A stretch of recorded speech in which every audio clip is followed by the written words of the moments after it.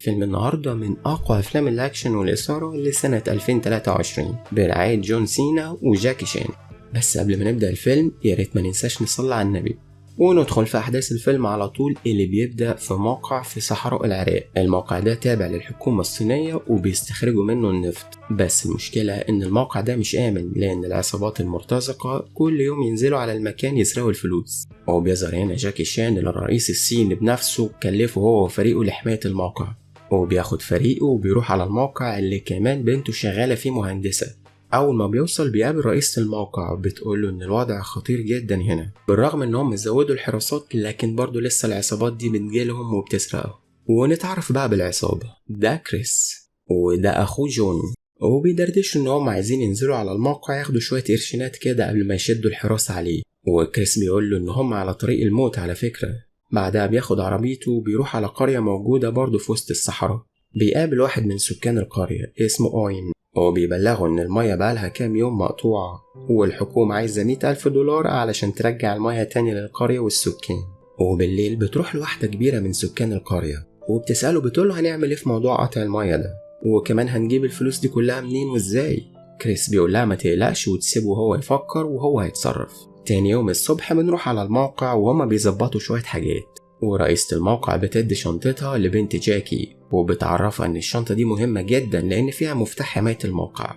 وبتروح تركب الاتوبيس اللي هينقلها اللي بيكون فيه ابوها جاكي، بس العلاقة ما بينهم ما بتكونش احسن حاجة يعني من ساعة وفاة والدتها وابوها كان في مهمة سرية وما كانش جنبها ساعتها في الوقت ده. ومرة واحدة بتظهر قدامهم عاصفة رملية، فبيكلم واحدة من فريقه تتأكد من الجو او حتى تعرف سرعة العاصفة دي واتجاهها، لكن خلاص بيقرر انه يدخل فيها. بس مع دخوله بيحس ان في حاجة غريبة، كل اجهزة الاتصال فيها تشويش ومفيش ولا ارسال ولا استقبال. وفجأة بيطلع عليهم عربيتين من عصابة كريس وجون، وبيقدروا ان هم يعملوا خلل ما بينهم ويفرقوا الاتوبيس ده عن باقي الاتوبيسات. وهم عايزين ينفذوا المهمة دي علشان يدفع $100,000 للحكومة علشان ترجع المية للقرية بتاعته.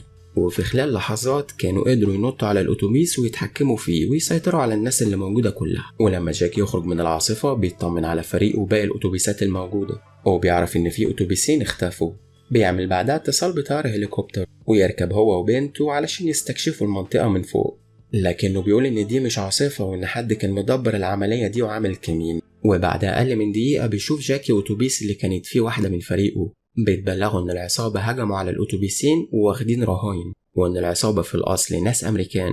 واثناء استطلاع طيار هليكوبتر تانية بيتم رصد العصابة وهم بيهربوا وعمالين بيضربوا على بعض النار من اسلحة تقيلة مختلفة، لغاية ما بتقدر عصابة كريس وجون وباقي المجموعة انهم يوقعوا الهليكوبتر ويتخلصوا منها. وجاكي هنا وهو في الهليكوبتر بيكمل جولة الاستطلاع بتاعته بيشوف الاتوبيس التاني، فبينزل جاكي باسلوبه الخاص، بيربط نفسه وبينزل بحبل.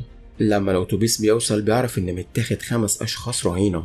ولما بيوصل جون لاخوه كريس بيتخانق معاه لان دي مش الخطة اللي اتفقوا عليها، لان الخطة ان هم عايزين فلوس كاش مش رهاين. لكن أوين صديقهم من القرية متفق مع جون ان الخطة تتنفذ بالشكل ده، لانهم في الوضع ده هيقدروا يشكلوا ضغط اكبر على الحكومة وترجع لهم المية على طول، وكمان علشان ياخد مفتاح الحماية ويسرق كمية كبيرة من النفط تساعدهم وتساعد سكان القرية. وبيكمل كلامه مع كريس وبيقوله ان الصحراء دي كنز احنا كنا غافلين عنه وانها ملك للجميع وجه اليوم اللي اخد حقي فيه. كريس بيرد عليه وبيقول له ان هو ملوش دعوه بالكلام ده كله وان هو بس عايز $100,000. وبيقول له كمان ان دراجون اللي هو جاكي قائد الفرقه الخاصه واكيد مش هيسيب رئيسة الموقع. لكن اوين بيزعق فيه وبيقول ان هو مش هيتنازل عن كلامه حتى لو هيموت ويسيبه ويمشي. جون بعدها بيروح لكريس وبيحاول يقنعه ان هو يفضل موجود علشان ياخد الفلوس. كريس بيقول ان الموضوع كده خطير وبالشكل ده هيخرج عن سيطرتنا. في الاول احنا كنا بنسرق الفلوس ومحدش بيتكلم، لكن المرة دي في رهاين فالوضع هيكون مختلف. ولما بيمشي كريس بيستغل اوين ان جون وكريس اتخانقوا وبيضرب جون بالنار هو واللي معاه وبيأمر رجالته انهم يرموه في اي مكان في الصحراء، وساعتها هنقول ان الصينيين هم اللي قتلوه. في الهليكوبتر هنا جاكي بيقدر يرصد كريس وبيكون هدف سهل ليه، بس بيطلب من كابتن الطيارة انه يروح وراه. الكابتن هنا بيقوله ان البنزين قرب يخلص والاحسن نرجع على الموقع، لكن جاكي بيقوله انه ينفذ الامر. وفعلا بيروح ورا كريس وبيتقابلوا، وقبل اي كلام بيقول له كريس ان هو مش الشخص المطلوب. وهنا بيجي عيل صغير يشد ايد كريس ويطلب منه ان هو يلعب معاه، كريس هنا في القرية بيكون عامل زي روبن هود، بيحل مشاكلهم وبيوزع عليهم الفلوس. بيقرر جاك انه يسيبه ويكمل مراقبته لغاية ما يوصل لحاجة، فبيروح ورا كريس اللي كان راح لاخوه ياخد منه الفلوس. لكن لما بيوصل بيكتشف ان اخوه جون مقتول، وفجأة جاكي بيهجم على كريس. ونعيش بقى شوية لحظات اكشن كده مع اقوى 2 بتوع اكشن. المهم في وسط الضرب بتدخل عليهم عصابة عايزة فلوس من كريس، تمن العربيات والأسلحة اللي خدوها في آخر عملية. وبالغلط بيفك كريس الأمان في قنبلة كان ماسكها جاكي، وفي ثانية إلا ثانية العصابة بتخاف وبتاخد بعضها وتطلع تهرب. لكن العصابة بتطلع تحاوط المكان وتضرب ذخيرتها كلها، ويطلعوا بعدها يمشوا من المكان. بعد ضرب النار ما يخلص بيطلع جاكي وكريس اللي بيلاقي العربية اللي كان جاي بيها ما بقاش فيها حتة سليمة. وهنا بقى بتنشأ صداقة بين جاكي وكريس، وبيكونوا أصدقاء وبيتفقوا إنهم يجيبوا الرهاين ويخلصوا على أوين. في الوقت ده أوين بيكون قاعد مع مسؤولين في موقع النفط، ومعاهم رئيسة الموقع كمان، وبيقول لها إنها تديله المفتاح وتفتح الأجهزة. لكن هي بتقول إن المفتاح مش معاه. بيتكلم هنا موظف خاف على حياته جدا، إن في شنطتها موبايل ممكن ينفعك. كريس هنا بيكون أخد جاكي معاه على القرية، وبيقعدوا مع شوية أطفال أحباب الله، وجاكي قاعد عليهم شوية حركات ويضحكهم. وبعدين بيقعد مع كريس اللي فتح النوتة الخاصة بجاك وشاف صورته مع بنته، وبيقوله إن هي جميلة جدا قبل ما ياخد جاك منه الصورة وكمان النوتة بتاعته. رجالة أوين هنا بتوصل على القرية، وبيتحدوا هما الاتنين مع بعض وبيخلصوا عليهم واحد ورا التاني. وبيجي جاك هنا يساعد كريس في الوقت الغلط اللي بيكون مش محتاج فيه مساعدة، وبيقعوا على بعض، لكنهم بيقدروا يخرجوا من الموقف ده بسلام. وبعد شوية أكشن وضرب بالأسلحة بتتجمع عصابة أوين عليهم، وبيطلبوا منهم الشنطة ده بس علشان سلامتهم وسلامة أهل القرية. كريس بيخاف بصراحة على سكان القرية وبيروح يجيب لهم الشنطة، والعصابة بعد ما تاخد الشنطة بتنسحب من المكان. وتاني يوم بتيجي بنت جاكي وتقول لهم ان الشنطة فيها باسورد الأجهزة بتاعت الموقع كلها.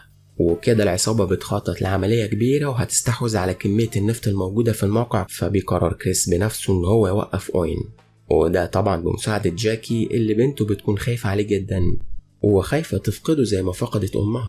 فبيركبوا العربية وبيمشوا، وبنته بتصمم ان هي تروح معاهم، فبتاخد العربية التانية وتطلع وراهم. أوين هنا بقى بعد ما خد الشفرة ابتدى يملى العربيات والأنابيب من النفط المسروق، وكمان بيملى خزانات السفن عن طريق أنابيب تحت الأرض. ولما بيوصل كريس وجاكي الموقع بيستخدم جاكي مهاراته وخفته ان هو يطلع على المواسير لأعلى نقطة علشان يقدر يكشف فيها الموقع. وكريس هنا تحت بيدافع وبيضرب رجالة العصابة اللي عرفوا بوجوده، وكمان جاكي بيقدر يهرب من العصابة ومحدش بيعرف يمسكه. لما أوين هنا بيحس بالخطر بيكسر مفتاح الحماية علشان محدش يفصل النفط عن الأنابيب. وبره الموقع هنا جاك وكريس مازالوا بيحاولوا يوصلوا للرهاين. ساعتها أوين بيقدر ياخد عربيته وبيهرب من الموقع. وهنا كريس بيكتشف إن بنت جاكي جاية بالعربية، فبياخدها وبيسوق العربية وبيطلع ورا أوين اللي بيشوفهم وبيفضل يضرب عليهم النار بالرشاش. وجاكي هنا في الموقع لسه بيحاول يوصل للرهاين والرئيس الموقع، وبيدخل جاكي هنا يضرب واحد في وسط فوم ورغاوة كتير وبيقدر يتخلص منه وبينقذ الرئيسة. نرجع هنا لكريس وبنت جاكي اللي عملت حادثة بالعربية ووقعوا من فوق تل صغير، لكنهم بيقدروا يخرجوا من غير أي إصابات. لما بيطلع كريس بيزعق فيها لأنه كان عايز يلحق أوين. بعدها بيشوفوا جاكي وهو جاي عليهم، وهو بياخدهم معاه وبيطيروا ورا أوين علشان يلحقوه، علشان كمان كريس ياخد حق أخوه منه. ومع سرعة العربية بيدخلوا في عربية أوين وباقي العربيات اللي محملة نفط، وبيحصل انفجار كبير. وأوين لسه بيحاول يكمل في هروبه، وبياخد جاك العربية وبيطلع ورا أوين اللي عربيته بتتعلق في عربيتهم، وأصبح مفيش مفر. ولما بتوصل العربيات لقمة الجبل بيربط جاكي بنته وبيربط نفسه، وكريس متعلق في العربية وبيقول لهم ينطوا بسرعة قبل العربية ما تقع وتنفجر. أوين هنا بقى بعد كل اللي بيحصل ده قرر ان هو اخيرا يستسلم للموت، بس مش هيبقى لوحده. فبيحاول ياخد في سكته جاكي وبنته، بس هو خلاص بيلاقي نفسه بيقع من فوق الجبل. ولما بيقوم جاكي بتقع منه صورة بتكون ليه مع بنته، وبنته هنا مشاعرها بتتحرك وبتحضنه وبتقرر ان هي خلاص تسامحه. كريس هنا بقى بيطلع متعلق وماسك في صخرة من حافة الجبل، فبيساعدوه طبعا ان هو يطلع. ولما بيطلع بيشكر جاكي جدا وقال لبنته ان باباه ده شخص عظيم، وبيقعد يسبل لبنته، بس جاكي بيفك ايديهم وبيقولوا ان بنته عايزه واحد صيني يعني مش امريكا، فللاسف مش هتنفع. بعدها ومن فوق الجبل كلهم بيندعوا على حد يجي يساعدهم من الموقف اللي هم فيه، واخيرا بتيجي المساعده وبيساعدوهم ان هم يطلعوا. لو انت لسه هنا معايا احب ابلغك ان الفيلم خلص، بس الافلام لسه ما خلصتش، واشوفكم الفيلم الجاي على خير ان شاء الله. كلمة اخيرة، لو عجبك الفيلم ده ما تنساش تضغط لايك واشتراك وتفعل الجرس علشان يوصلك كل جديد.